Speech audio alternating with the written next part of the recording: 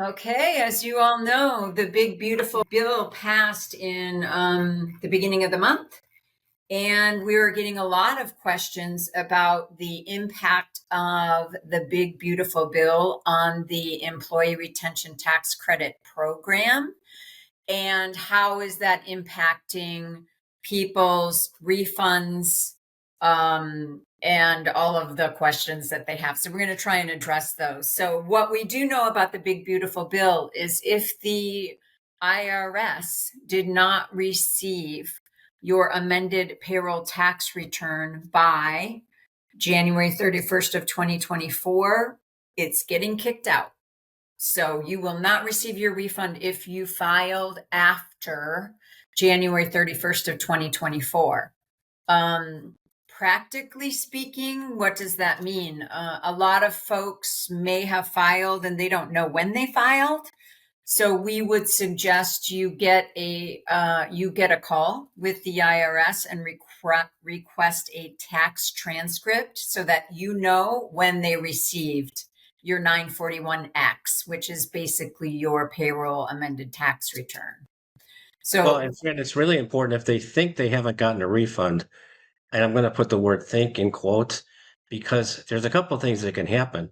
One is you actually didn't get your refund, which is what you're going to think. Two is that for whatever reason, the address on file at the IRS wasn't the same one that you used your tax returns to, and the refund check got returned to the IRS and they don't tell you because they don't know how to get a hold of you.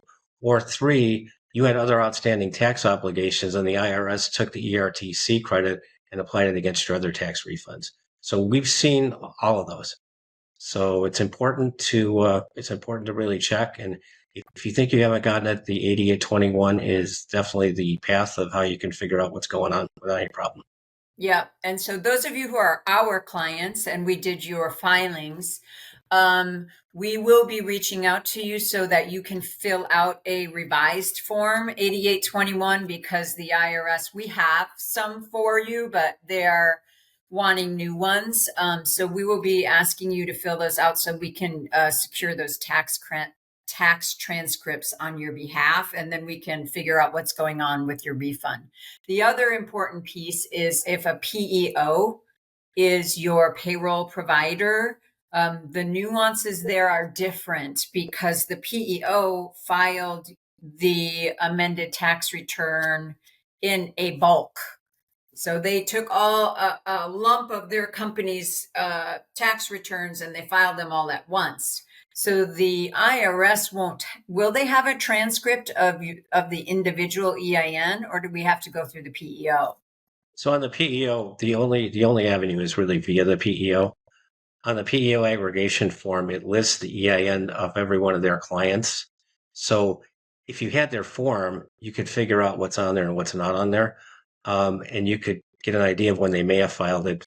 But only the PEO can tell you when they actually filed it, and only the PEO can really get a transcript. And these PEO returns, I know I was talking to one of the larger PEOs, and they said some of their returns have 5 to 6,000 employers aggregated into one return. So you can just imagine. I don't think I'd want that transcript myself, um, but you never know. But it's really important to keep track of that. And there's going to be plenty more to follow on these PEOs because a lot of the PEOs were basically saying they weren't going to file the 21s until the middle of 24. It's not really clear what's going to happen next with that. We can imagine there's going to be a lot of gnashing of teeth and unhappiness with the PEO and with their clients, and who knows what will happen with the IRS. And so it's the same for the clients who may have filed their own returns after the January deadline. I just keep that in mind because it could be many years down the road where there's potential for a reversal of this decision. It obviously hasn't gone through any court cases yet. So, who's to say if the game's over or not? I think the safest assumption is if you filed after January, I wouldn't count on the money. Yeah, good point. And the takeaway is if you are in a PEO, contact your PEO rep as soon as possible so that they can, number one, look up when your return was filed. So at least you have a sense of that. And then Number two, we can coach you on ways to be communicating with your PEO on next steps. Yeah. And you're probably going to have to get up the food chain past whoever answers the phone. Um, the only way I got a transcript from a PEO was basically waltzed it up until they finally took us seriously and said, we're not going away, guys. I said, you can redact everything that doesn't relate to us. We just want to see that you can establish that it was filed because we needed that support for a CPA audit on a financial statement. And the other thing is, we are still seeing a lot of correspondence with the IRS with respect to employee retention tax credits. So, folks, please send us your correspondence if you're one of our clients, because we can help respond to the IRS. Generally, they didn't, for some reason or other, not scan the signed page. We're seeing that a lot. We also are seeing the third quarter 2021 is one of the quarters that seems to be delayed in review. All of the rest are getting paid, and Q3 seems as though the IRS is parking that. So also, once we get that tax transcript, we'll at least know that they got the return and that it's in the IRS's hands.